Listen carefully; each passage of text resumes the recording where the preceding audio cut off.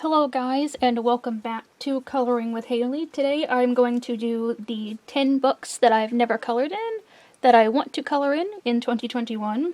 And to be honest, I have more than 10 books that I haven't colored in, and I just picked kind of the top ones that I would like to color in. So we're going to start out with a little tiny book here, and I've done a flip through of this one on my channel, but I'm going to zoom in for this one. Well, that's out. There we go. Because it's tiny. And this is the Reptiloids coloring book. Let me find the author's name. Okay. I am not sure how to pronounce this. I would say Vasal Psycho. S-A-I-K-O on the last name. But this is a small and cute book. It just has reptiles. Or reptile-like creatures in different settings. These first ones are kind of like little portraits. They all kind of have a medieval theme, and then it gets to some actual like scenes. Here's this guy riding some other kind of little reptile. These ones are fishing. This one's hanging up like a mount, like he's been hunting. You know, it's just really cute, and I haven't started coloring in it, and I don't really know why. I don't have a good excuse for that. So I would really like to get to that one. The pictures are small enough that you could complete them easily too, and I'm going to zoom out. Okay, this next one is kind of a weird book, and I'm going to zoom out a little bit more. There we go. This is Futuristic Worlds. It is published by Creative Haven, and Josh Carrington is the artist on this one. I did find this one on Amazon, and I really love the artwork in here. I'll show it to you. It's very bold lines, and I don't know, they're like robots or aliens. A lot of the pictures take place in space, so whether you want to be robots or aliens, I guess it's kind of the same thing. And it's really pretty and trippy, and I feel like it would work good with bright, bold colors. Whenever I sit down to color in it, I just can't. I don't know why. I'm just like, maybe I'll do it another day. You know, I just keep putting it off, and I don't really know why. There are a lot of really nice pictures in this book, but I just haven't colored in it every time I sit down to. I just decide to color something else. Here's an example on the back. The artist seems to use colored pencil. I'll show you the example on the inside here. But I think it would look fine with marker. I actually think it'd probably look better with marker. Okay. Next up, I have Mystery Mosaics Book 8. I have completed 2 Mystery Mosaic books completely so far.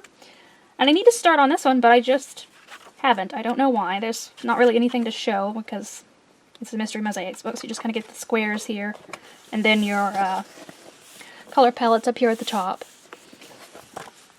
Let's look at the back. I think there'll be a couple pictures there. Yeah. I just haven't started in it. I've been doing the World of Mice every month to try to finish that book this year, and I guess that's kind of filled my need for a color by number. But I would love to work on this one because I like to finish them. And this is kind of a book that I don't know, you just sit down and color and you really don't have to think about it because it's these little squares. You know, you could do this while you're watching TV or whatever. Alright. Let me find a good one to pull out here. Okay. So next is Princess Babes, a Royal Glam coloring book by Stephanie A. Quinn. And you've seen me color out of Sci-Fi Babes pretty much every month. This is her newest book. I believe it came out in 2020, maybe 2019. And it is a little bit more difficult. The images, there's more going on in them. It's the same thing where you get a portrait of a girl or a woman and they're kind of quirky and unique. And then on the other side, it tells you a little bit of information about them. The line art in this one is a little more gray on some of the images, but that's okay. Like, for example, it tells you that this is Brittany Bun Bun, and it tells you that she's the first recognized human princess of Buntopia. And these are really nice. Again, they're just more detailed, so I've been a bit scared to start on it, because I love coloring out of the Sci-Fi Babe ones. I color in it every month because it's just so much fun to color in. And I love doing these portraits. It's just like, look at this one.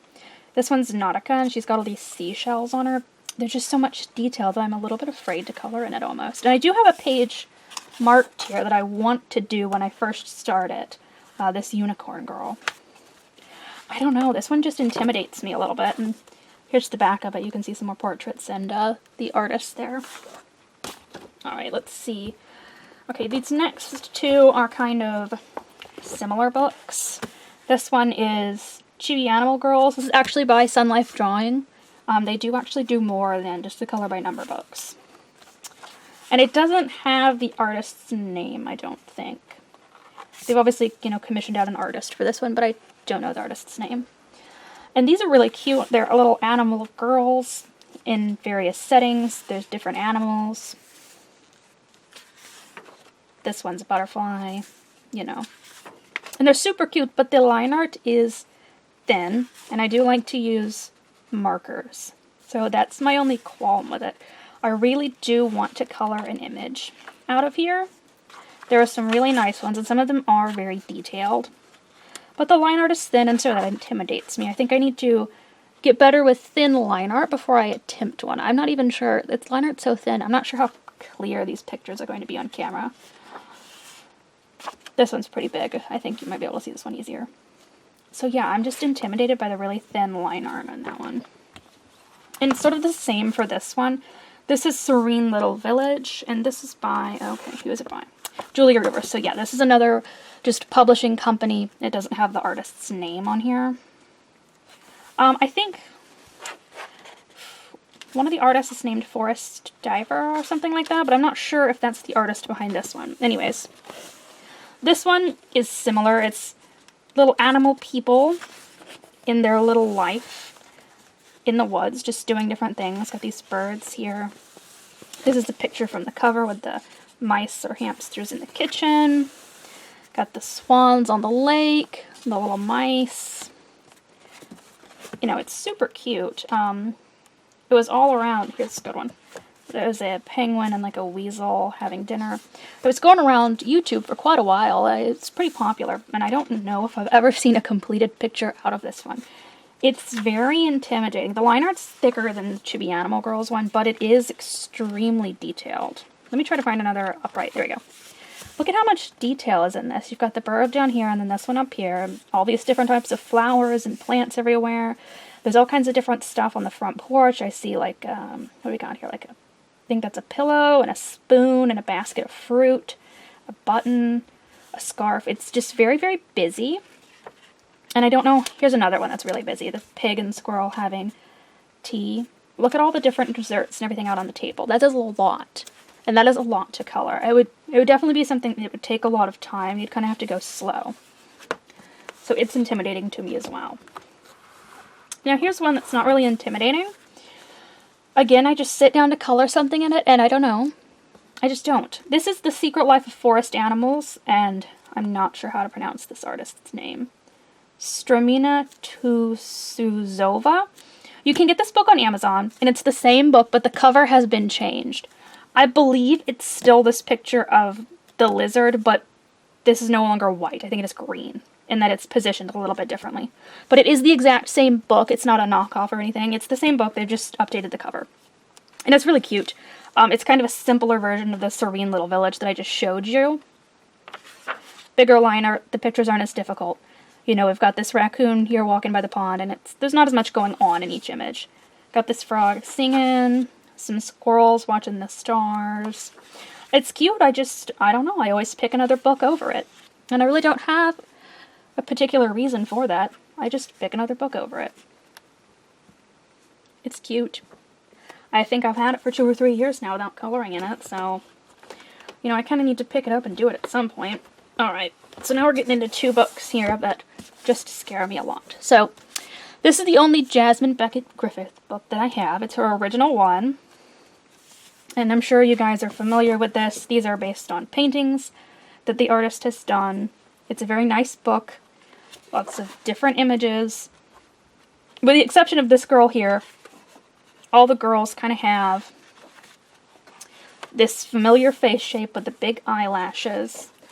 I don't know, they kind of have round heads. Just a very distinctive art style that I think everyone kind of recognizes her art. But it intimidates me. The lines in it are pretty thin, and I would want to use markers because pencils just hurt my hands. The good news is it is one-sided. You would only be coloring over a little blurb about the actual painting. But I've seen some stuff in here done so well that it just intimidates me. And you know, if you look at her paintings for reference, they are just stunning. Let's see if they're, yeah. Okay, on the back it kind of shows half of what it looks like in her actual painting style.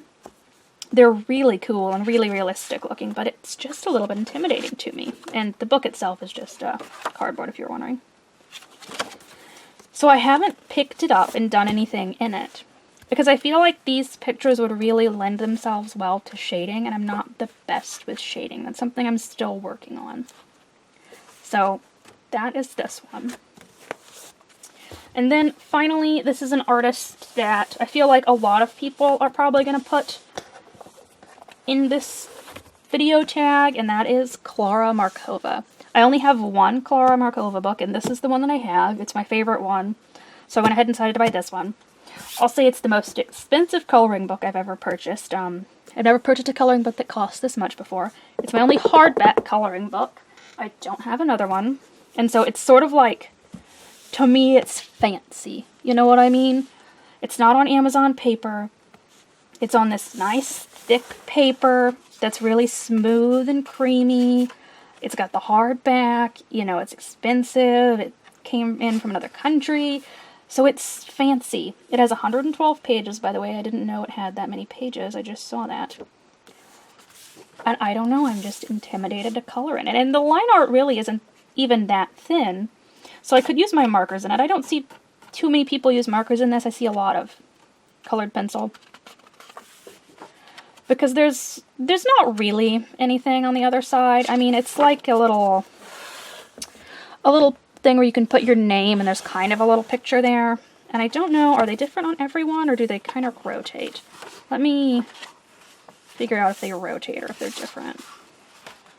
Okay, they definitely rotate, so they're not unique to each picture. But there's just something about this that scares me. Like, I don't want to mess it up because it's such an expensive coloring book. You know what I mean? I just need to jump in and do a picture, but I don't want to mess it up. It's my expensive, fancy coloring book, and so it's just nice to get it out and look at the pictures. It does have some double spreads in here, by the way, but they're still single-sided, so you don't have to worry about it. I don't know, there's just something about it that I'm like, ooh, we shouldn't color in this one because it's expensive and fancy, and that's kind of just something I've made up in my head, like I said, that it's my fancy book. The pictures in it are cute.